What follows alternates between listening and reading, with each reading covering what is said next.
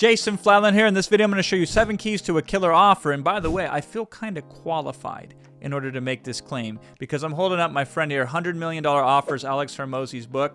And I am the most quoted person in this book, which has now sold tens and tens of hundreds of thousands. I think it's sold several 100,000 copies at this point of this book.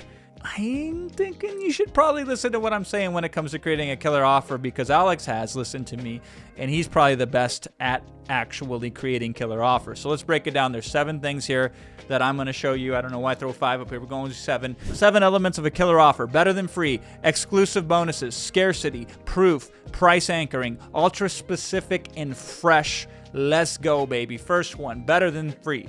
I'm always thinking about positioning it so it will cost you more to not buy it than to buy it. So I want you to think like of a Postmates membership. Postmates is always trying to get you to join their membership, and it waives certain fees that you otherwise would have to pay if you ordered it onesie-twosies. And if you did an analysis, if you came in as a consultant for that company and financially you had their books available to you, you would discover that a majority of their customers overspent. If they were just a member, they would actually save money. Now, people, they don't want to be members. They fight it. They resist it. They would rather do it onesie-twosie, which up front, it's simple. It's less thinking involved for them, but long-term costs them money. They need to be sold this. That's what's important about the offer. But before you can sell it to them, you have to have it. If you are part of their best customer base and you order all the time, it costs you more in delivery fees than it would to be a member. And the same is true, or was true at one point in time, at least for Amazon Prime. And so I'm always constantly obsessing, how do we make this thing better than free? How we do it in the digital world is I'll go to third-party service providers and I'll say, what do you got for me that's of high value, that people would pay you for, that I can use some or all of it in the product that I'm selling over here? And we'll run through 10, 20, 30 of these vendors to get 3, 4, or 5 things that have an established actual retail value over there, that we get to put a version of it that's practically the same, similar, or sometimes even better than what they sell in our product as a bonus, which we can offer under certain conditions. And what will happen in these instances, if I'm selling a $1,000 product, but I'm giving you $2,000 worth of stuff that has an actual retail value, that's better than free if you see yourself eventually at some point or later buying all of those things. And so we're always constantly obsessing at Rapid Crush. How do we find things that we can combine them together? Things that you would normally have to buy, things that maybe you already own some version of, consolidate them. And through some creative negotiating or some way of sourcing them ourselves on your behalf, how do we make it so when you look at this, you say, damn, it's costing me money not to buy this thing. Not that it'll make me money necessarily, which is great if it does. But every second I delay in owning this, I'm seeing dollar bills burn in front of my eyes. Damn it, I better go buy it. Second element, exclusive bonuses. These are the bonuses that you can't get anywhere else. And for what it does, it's better than everything else.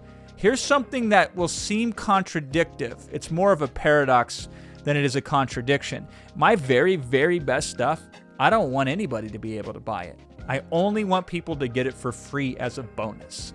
Literally, the very best things you should do should never have a price tag on this. I learned this in the IPO world, where pre-revenue businesses like Twitter would go public. If they've never sold anything, you couldn't benchmark it. You say, well, you've sold X, so if you do this and grab this market share and grab this, then you'll probably make Y, and they'll project a model out into the future. But if you've never sold anything, you can't place any value on that. The value is based around the story you can tell and the hype that you can drum up to get people excited in it. And I always thought it was kind of slimy and scammy on the IPO side. I totally get it. I don't want to do it from that perspective, but if I have some really powerful, precious materials that you can't get anywhere else, you can only get them when you buy this other thing.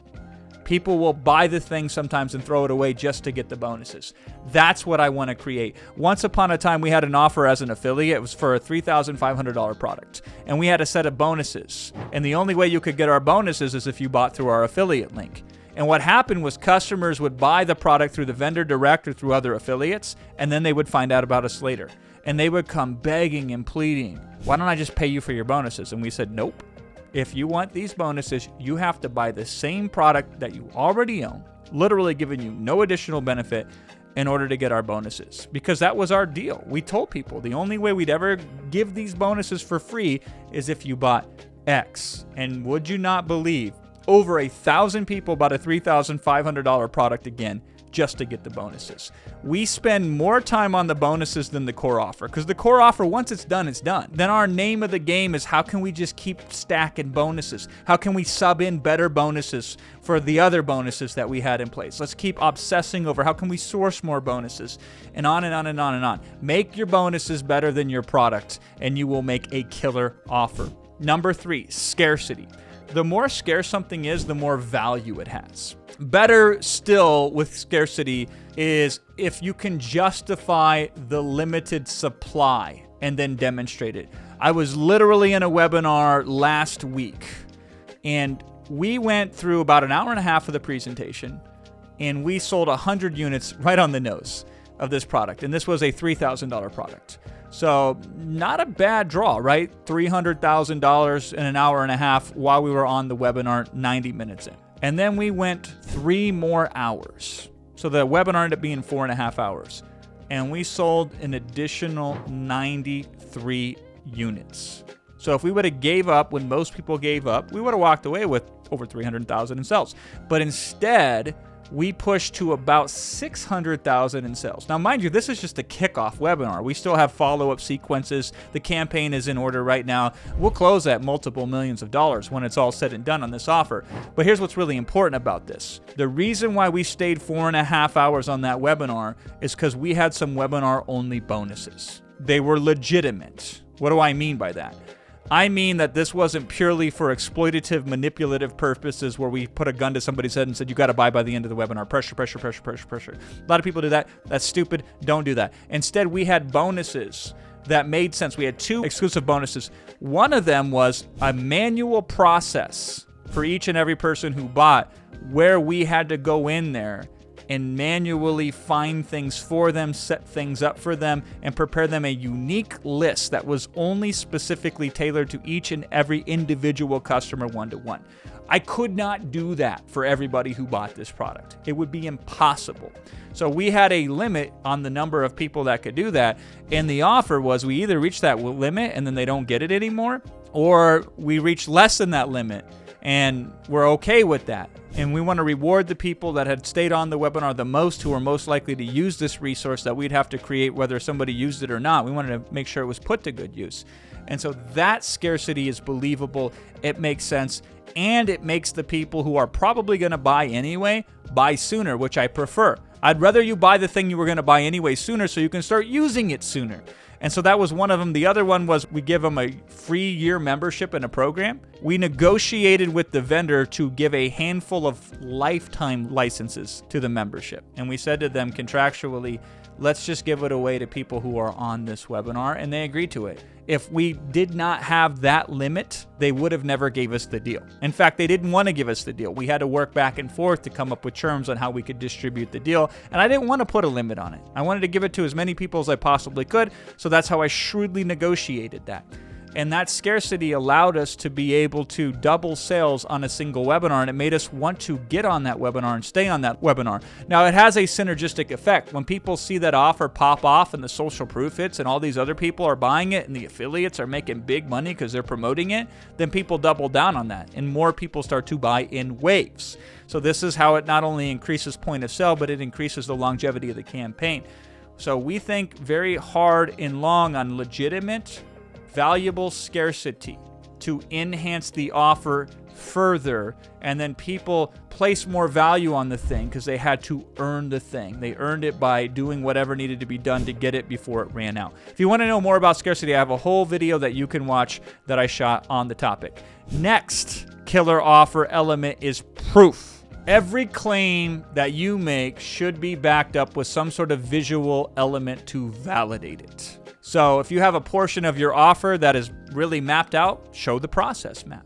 If you had to pay a third-party provider in order to get the thing, to give it as a bonus, show the wire transfer. I told this to Russell Brunson once because he had acquired John Reese's Traffic Secrets IP for $1 million, I think it was. And I told Russell, I said, here's the deal. say this bonus is worth $1 million. Why is that? Because I paid $1 million for it, so I can give it to you for free. And then I said, show the wire transfers. Otherwise, people aren't going to believe you. When we would do double your money back guarantees, which is risk reversal, that's another important part of the element. I didn't put it in the YouTube video today because it's an advanced form that I see people, if they're not working with me directly or if they're not pros, they tend to screw it up. By trying to do double your money back guarantees or triple your money back guarantees, conditional, unconditional, all this kind of craziness, right? But when we did a double your money back guarantee once, I went down to the bank. Actually, my business partner did. He went down to the bank and we got our banker to sign a letter of agreement that says, I will reveal this bank account's balance to anybody who calls me. And we put $1 million in that bank account. And I said, listen, I'm here to buy every one of your businesses if I have to, because that was part of the double your money back guarantee. If you don't make X, then we'll buy your business for you at double the rate in which you paid to invest in this program. And we proved it. If it worked well for you, show specifically the statistics of how it worked for you. Show. So whenever we create our landing pages with our offer, I then go back and say, how can we show visual proof if this thing is as good as we say it is? And I want a visual element attached related to proof to every component of the offer, core offer, and bonus. Next element, price anchoring. The ideal presentation goes like this. People, once they start to get excited about what you're teaching them, say, damn, I could never own this thing he's about to sell me because it's going to be way too expensive. And you want them to start thinking of that. And then the punchline comes. When you reveal the price, if this was an audience in front of you, you should hear an audible gasp. This is where I came up with the idea here, is if I can break it down and then when I do a price reveal, they can't believe it. Really? It should be a lot more than that. And then sometimes I'll even say, you better take advantage now before I come to my senses. And we do this with price anchoring. What we have done throughout the communication up until the offer is we've linked the price of the thing to something that they're accustomed to paying a lot for in order to get. And we don't dispel them of that notion. We let them believe it and understand it. And they don't leave. That's the misunderstanding a lot of people have. It. They think it's expensive, they'll leave. No, people love to associate with the high end. They love to associate with the luxury. They love to dream and live it vicariously. And then when they discovered it's not a vicarious thrill, they could actually own it. That's when money gets made. And so we always want to establish whatever we're offering and link it and anchor it to the highest price possible. A silly, dumb way that I used to teach clients this, and it works incredibly well, is I'd say something along the lines of the sun is 93 million miles from us and gives us everything we need. There's 8 billion people walking the planet, and you can get started with this for just $9.97. And all of a sudden, $997 seems insignificant compared to 8 billion people and 93 million miles from the sun. It just seems like a good deal. And I would do that to intentionally show people how juxtaposing the price to the value and always working with these bigger numbers and attaching it so they understand the true value of something. So when the price comes, the price pales in comparison to the value. Unfortunately, most people don't romance the stone here. They just throw the price out in front of you. And I don't care how damn good the deal is. If the price isn't properly contextualized, they start focusing on it.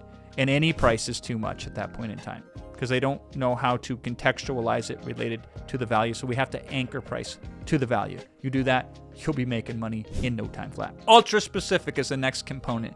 And what I mean by this is you can take an offer and you could sell it to everybody and their brother, and you'll probably get a couple bucks for it if you're lucky. But if you start to carve it up and look at specific market segments, then you make more and more money. 2 reasons to that. One is there are small pockets of any market that spend proportionately higher sums of money than the rest of the market.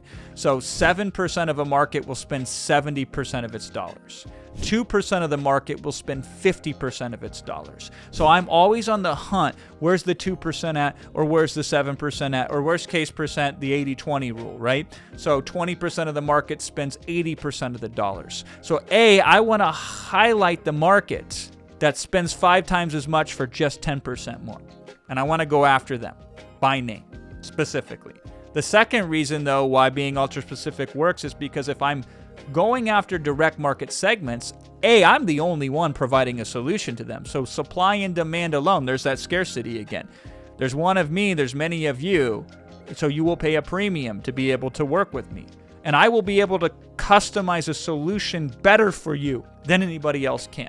And so we had this Amazon software we used to sell, and really our only targets were 7-figure Amazon sellers who had first bought this product from us and then had been a member of our group coaching program for more than a year. So those are the 3 hurdles. You had to be a 7-figure Amazon seller, you had to own product X, and you had to be in our coaching program for 12 months. And there was only a couple hundred of those at any given time. But a couple hundred of those would sell $3 to $5 million worth of the software every single time that we did the webinar. And man, we could customize that to their specific needs and challenges and get their attention, pull them in, work with them, makes a killer offer. The last component to a killer offer, being fresh. The newer, the better. So in marketing, almost always you have to reinvent the wheel every 6 to 12 months. If you hate doing that, then you hate money. Slight changes and refreshes to your offer are what give you the best of both worlds. So you have new angles, you got that new course smell, as I like to call it, which pulls people in. So you could say fresh, new, current, up-to-date, latest, greatest, bleeding edge, leading edge kind of thing. But you also have the longevity, track record. We've been at it for 10 years. We've serviced more people in the industry, blah, blah, blah. This is a case where you can have your cake and eat it too. But every 6 to 12 months, you should be looking at ways in which you can take the existing, established, successful offer and breathe a different life to it. And sometimes it's just adding a new bonus to it. Sometimes it's just updating the hook, which I got a video for that on my YouTube channel. You better watch that video. Sometimes it's just a matter of putting new proof elements that you've acquired since the last 6 or 12 months that you were marketing the thing. Markets change too. In certain markets or recession, they start to evaluate offers differently than they do when there is no recession in the market. So you start speaking more to the risk involved than the gain involved. The product stays the same, but the communication changes. So the really good offers, you're always putting stuff in front of them. You're always adjusting stuff to them. Ideally, you do the least amount of adjustment to make it feel fresh without fundamentally changing the appeal of the offer so it can still convert like gangbusters. And I've had offers that I've ran for 13, 14, 15 years, which in internet marketing is unheard of. And it's constantly finding where the market is currently at, starting the conversation there, and adding in a new bonus here and there, taking out a bonus here and there. And you do that, it's hard to stop you. You have a killer offer. Everybody else out there, they're trying to be a better chef, learning how to cook more. I'm trying to find better ingredients, because then I could be an average chef. But if I'm an average chef and I have the best ingredients, I'm going to make a better meal than if you're an amazing chef, but you got some stuff you found in the garbage. So people are working too much on the tactics and the strategies of marketing and advertising and copywriting and communication and coaching. I'm working on the high level stuff. How do we make an offer so good you'd be an idiot not to buy it? And if you can do that, you can write your own ticket. So put that on. Let me know how it plays for you. I'll see you in the next video.